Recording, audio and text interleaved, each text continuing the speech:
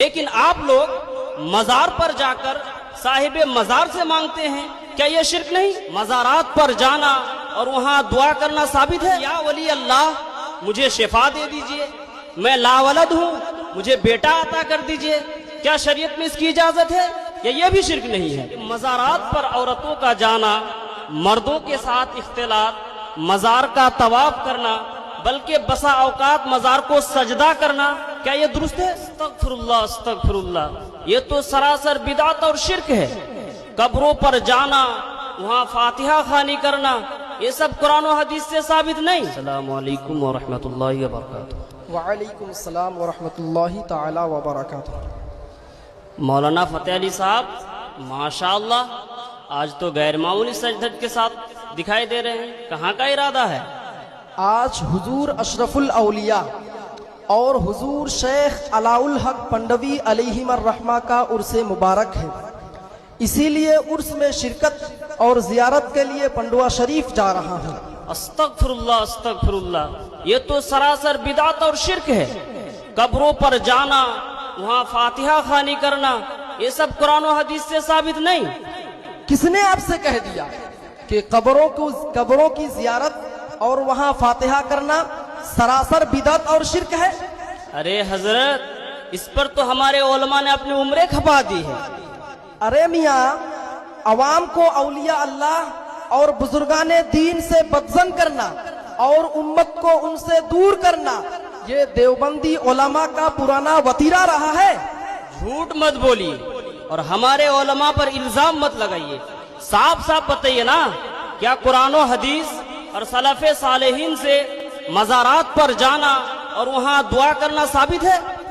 دیکھیے جناب، ایسے تو میں اس وقت جلدی میں ہوں، لیکن چونکہ آپ نے ایک بنیادی سوال کیا ہے اور اسی بنیاد پر ہمیں بدعتی کہا جاتا ہے، اس لیے مختصر مگر مدلل جواب دے کر ہی جاؤں گا۔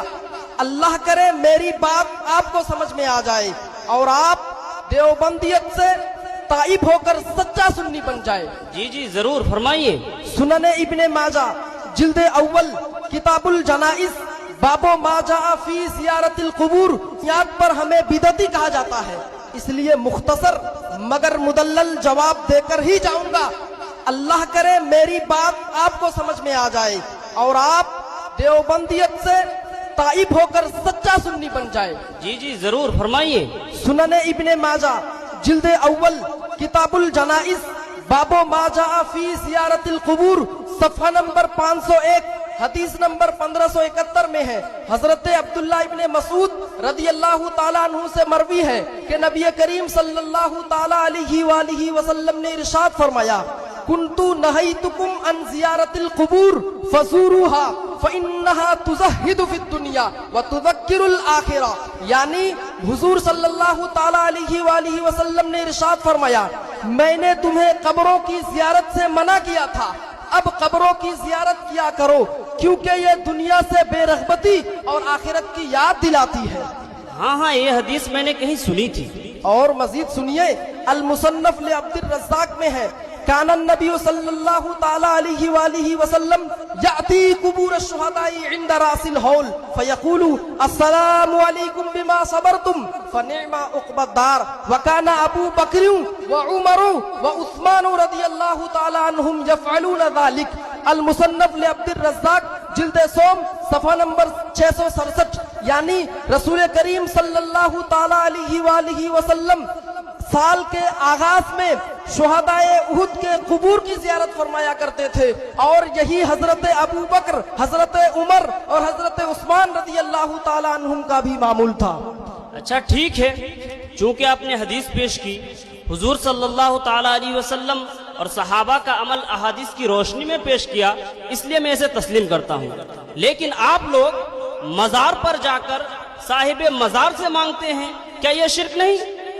جناب پہلے طریقہ سمجھ لیجئے، اہل سنت کے نزدیک مزارات پر حاضری کا بہتر طریقہ یہ ہے کہ صاحب مزار کے پائیتی یعنی پاؤں کی جانب سے آئے اور مواجہہ یعنی چہرے کی طرف مزار سے 4 ہاتھ کے فاصلے پر کھڑے ہو کر درمیانی آواز میں سلام عرض کرے، پھر قرآن پاک کی چند سورتیں اور چند بار درود شریف پڑھ کر ایصال ثواب کرے، پھر رب تعالیٰ کی بارگاہ میں صاحب مزار کے وسیلے سے دعا کرے اور پھر سلام کر کے واپس آ جائے۔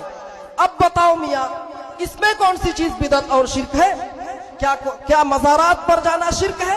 کیا قرآن پڑھنا شرک ہے؟ کیا درود شریف شرک ہے؟ یا پھر اللہ تعالیٰ سے دعا مانگنا بھی اب شرک ہو گیا؟ عجیب باتیں کرتے ہیں۔ نہیں، اس میں تو واقعی کوئی شرک کی بات نہیں ہے، لیکن لوگ اولیاء اللہ کے مزار پر جا کر انہیں براہ راست مخاطب کر کے اپنی حاجات بیان کرتے ہیں۔ مثلا یا ولی اللہ مجھے شفا دے دیجئے، میں لاولد ہوں مجھے بیٹا عطا کر دیجئے۔ کیا شریعت میں اس کی اجازت ہے؟ یا یہ بھی شرک نہیں ہے؟ جناب، اس سوال کے جواب سے قبل ایک نقطہ سمجھ لیجئے۔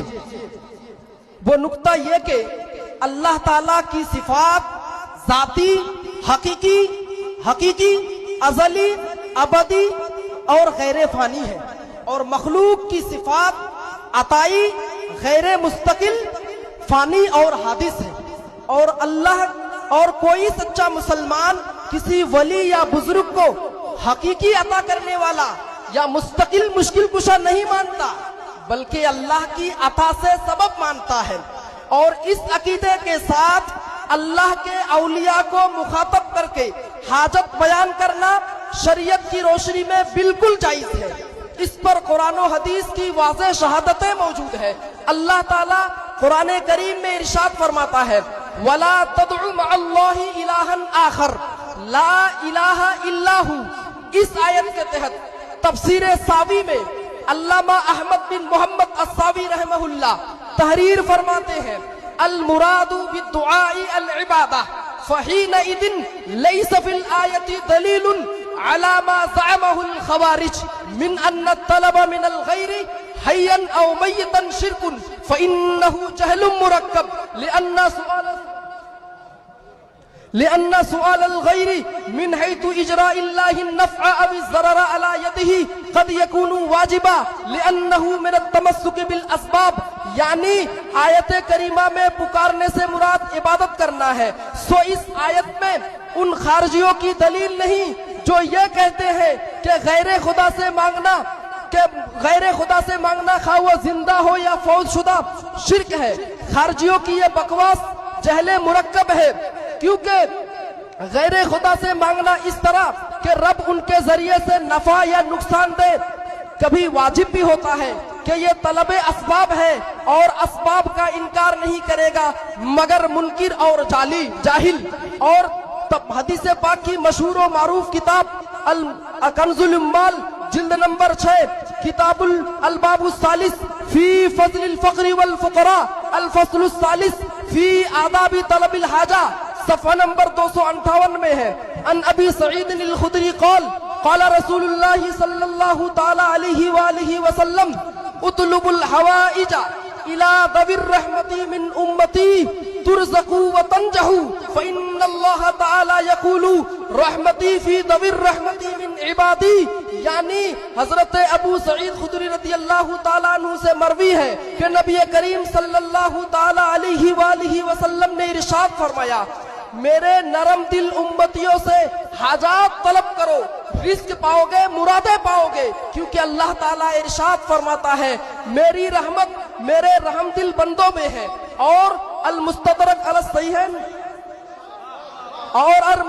الصحیحین للحاکم میں حضرت مولا علی رضی اللہ تعالیٰ عنہ سے مروی ہے کہ نبی کریم صلی اللہ تعالیٰ علیہ وآلہ وسلم نے ارشاد فرمایا، اطلب المعروف من رحماء امتی تعیشوا فی اکنافہم، میرے نرم دل امتیوں سے نیکی مانگو، ان کے سائے میں راحت پاؤ گے۔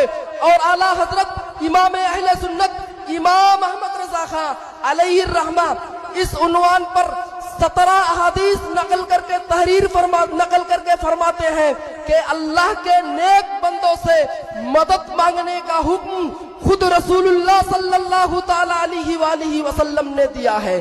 اب بتاؤ میاں، جب اللہ کے نیک بندوں سے مدد مانگنے کا حکم खुद रसूलुल्लाह सल्लल्लाहु अलैहि वालैहि वसल्लम ने दिया है, तो ये शिर्क कैसे हो सकता है? मौलाना साहब, आपने तो मेरी आंखें खोल दी। मैं तो इन देवबंदी मौलवियों की गुमराह कुन बातों में आकर हक से दूर हो गया था। आज ही मैं आपके सामने देवबंदी से तौबा करता हूँ। अस्तगफिरुल्लाह रब्बी मिन कुल्ली ज़ंबि व अतूबु इलैह। अल्लाह तबारक व तआला मेरी तौबा कबूल फरमाए। आमीन। लेकिन एक बात अब भी दिल को खटकती है। जी फरमाए, इंशाअल्लाह उसका भी इजाला कर दिया जाएगा कि मज़ारात पर औरतों का जाना, मर्दों के साथ इख्तिलात, मज़ार का तवाफ करना, बल्कि बसा औकात मज़ार को सजदा करना, क्या ये दुरुस्त है? जनाब, हम हक को हक और बातिल को बातिल कहते हैं। मज़ारात पर औरतों का जाना, मज़ार का सजदा करना, मज़ार का तवाफ करना, ये सब नाजायज व हराम है। अहले सुन्नत का इन खुराफात से कोई ताल्लुक नहीं। हमारे मशाइख खुसूसन हुजूर ताजुल औलिया सैयद शाह जलालुद्दीन अशरफ अशरफी जीलानी सरबराह आला मखदूम अशरफ मिशन और उनके सच्चे जानशी सैयद अवहदुद्दीन मुआज अशरफ अशरफी मिसबाही अजहरी 12 किताबों सुन्नत और उलमाए अहले सुन्नत की किताबों के हवाले से ये बयान फरमाते हैं कि उर्स में औरतों की शिरकत नाजायज व हराम है, बल्कि मखदूम अशरफ मिशन के सालाना जलसाए दस्तार बंदी के पोस्टर में बाज़ाब्ता लिखा होता है कि उर्स में आने वाले मेहमानान अपने साथ अपने हमरा औरतों को हरगिज ना लाए। ये खालिस रूहानी मजहबी इजलास है। माशाअल्लाह माशाअल्लाह, ये सुनकर मेरा दिल बाग बाग हो गया। अल्लाह ताला आपको इस्तिकामत अता फरमाए। जनाब, अब मुझे इजाजत दीजिए, उर्स में हाजिरी का वक्त हुआ जा रहा है। मौलाना साहब, मुझे भी साथ ले चले, क्योंकि जिंदगी का बहुत बड़ा हिस्सा बुजुर्गाने दीन के फयूज से महरूम रहा, अब रहा नहीं जाता। जी चलिए, अब फिर देर किस बात की। अस्सलामु अलैकुम व रहमतुल्लाह। अस्सलामु अलैकुम व रहमतुल्लाह।